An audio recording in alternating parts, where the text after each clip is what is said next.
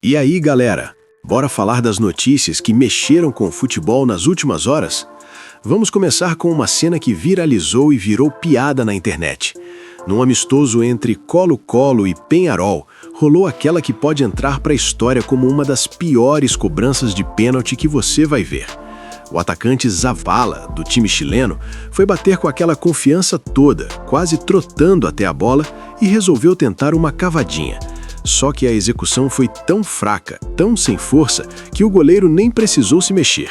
Pegou a bola parado, no centro do gol, como se estivesse recebendo um presente. Mas a história não para por aí. Logo depois, Zavala caiu no gramado segurando o joelho direito, com cara de dor, e a equipe médica teve que entrar correndo. Agora fica a dúvida, será que ele realmente se machucou na cobrança? Ou foi aquela vergonha de ter errado tão feio?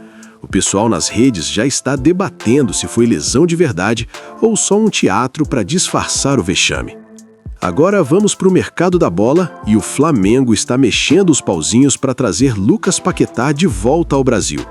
O clube oficializou a proposta ao West Ham, 35 milhões de euros fixos, mais 5 milhões em bônus. No total, estamos falando de uns 250 milhões de reais. Parece muito dinheiro, né? Mas o problema é que o clube inglês quer 45 milhões de euros. Ou seja, o Flamengo ofereceu 10 milhões a menos do que os ingleses consideram aceitável. O rubro-negro aposta no desejo do próprio Paquetá de voltar. Mas tem um detalhe complicado. O West Ham está brigando para não cair para a segunda divisão inglesa. E nesse momento, mais do que nunca, eles precisam do futebol do brasileiro. Então, convencer o clube a vender agora, justamente quando estão nessa situação delicada, vai ser tarefa difícil. A negociação promete ser longa e complicada. Enquanto isso, o Santos está recebendo investida da Inter de Milão pelo jovem Robinho Júnior. Os italianos estariam dispostos a pagar 18 milhões de euros, algo em torno de 112 milhões de reais, para levar o atacante de apenas 18 anos ainda nesta janela. Mas o Peixe acredita que o garoto pode se valorizar ainda mais se ficar. E o próprio jogador gostaria de continuar na Vila Belmiro, para ter mais oportunidades de jogar. Até agora, Robinho Júnior fez 18 jogos pelo profissional e deu uma assistência. A questão é, será que ficar no Brasil é mesmo a melhor opção? Ou seria mais interessante ir para o futebol italiano, ganhar experiência? Falando em negociação complicada, o Corinthians está quase fechando com o volante Alisson, do São Paulo. Seria um empréstimo até o final de 2026, com o Timão pagando 1,5 milhão de reais ao rival. O detalhe é que o Timão quer pagar esse valor só em 2027, e agora as diretorias estão tentando encontrar um meio termo sobre a forma de pagamento. O São Paulo deixou claro que não quer troca de jogadores, então está forçando a venda nos moldes deles. Vale lembrar que Alisson foi fundamental na conquista da Copa do Brasil pelo São Paulo, atuando como volante nas mãos do Dorival Júnior, que inclusive chegou a convocá-lo para a seleção.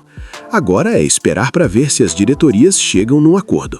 E por falar em mercado internacional, a Arábia Saudita não desiste de Vini Júnior.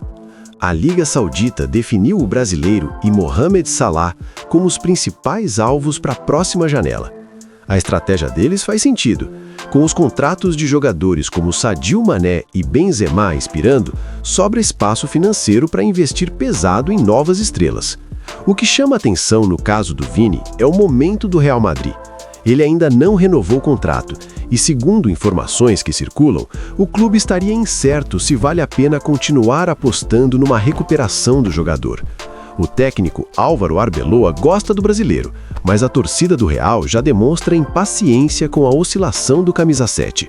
Resta saber se os sauditas realmente conseguem tirar um jogador desse calibre do maior clube do mundo. A UEFA divulgou o time da semana da Champions e, curiosamente, nem Mbappé nem Lamine Yamal apareceram. O esquema escolhido foi o 4-1-4-1 e um dos destaques foi o colombiano Luis Suárez, do Sporting, que marcou os 2 gols na vitória sobre o PSG. Se o cara continuar nesse nível, é questão de tempo até aparecer proposta de algum gigante europeu, porque o desempenho dele está chamando a atenção. Falando em Champions, 15 times já estão classificados para o mata-mata. Arsenal e Bayern de Munique garantiram vaga direta nas oitavas. enquanto Real Madrid, Liverpool, Tottenham, PSG, Newcastle, Chelsea, Barcelona, Sporting, Manchester City, Atlético de Madrid, Atalanta, Inter de Milão e Juventus vão disputar os playoffs. Arsenal e Bayern são considerados por muitos os melhores times do mundo atualmente e aparecem como grandes favoritos ao título. O sorteio dos playoffs acontece no dia 30 de janeiro. Cristiano Ronaldo segue imparável. Com mais um gol pelo Al Nassr na vitória por 2-1 sobre o Damac, o português chegou à marca de 960 gols na carreira. Faltam apenas 40 tentos para o milésimo. Imagina se ele consegue alcançar essa marca numa Copa do Mundo. Quem sabe até numa final com Portugal levantando o primeiro título mundial da história do país. Seria histórico. Casemiro anunciou que vai deixar o Manchester United no final da temporada. O brasileiro de 33 anos não vai renovar contrato e ficará livre para assinar com qualquer clube a partir de junho. Até agora são 146 jogos e 21 gols com a camisa dos Red Devils. Ele já pode assinar pré-contrato com qualquer equipe, mas ainda não há especulações concretas sobre o próximo destino. Diego Costa deu uma entrevista polêmica e detonou Antônio Conte, com quem trabalhou no Chelsea. Segundo o atacante, que está sem clube, ninguém gostava do técnico italiano. Ele disse que Conte não confia nas pessoas, acha que sabe tudo e que os treinos com ele eram desagradáveis, sempre com um clima pesado. Por outro lado, Diego Costa rasgou elogios a José Mourinho, classificando o português como o melhor treinador que já teve. Mourinho, inclusive, é cotado para assumir Portugal, caso Roberto Martínez não consiga vencer a Copa do Mundo. O Flamengo subiu uma posição no ranking dos clubes mais ricos do mundo, da Deloitte. Agora aparece em 29º lugar, com receita de 202 milhões de euros, o único brasileiro no top 30 mundial. Real Madrid lidera com mais de 1 bilhão de euros, seguido por Barcelona, Bayern, PSG e Liverpool. E para fechar, o clássico carioca entre Flamengo e Vasco terminou com vitória rubro-negra por 1-0. O Vasco jogou quase todo o segundo tempo com 1 a menos, após a expulsão de Cauã Barros logo no início da segunda etapa. Fernando Diniz criticou duramente a arbitragem, chamando a expulsão de ridícula e sem sentido. Depois de ficar com um jogador a menos, o Vasco não conseguiu reagir, e o placar de 1-0 até ficou barato para o Flamengo, que dominou completamente. A polêmica sobre a expulsão deve render muito debate nos próximos dias.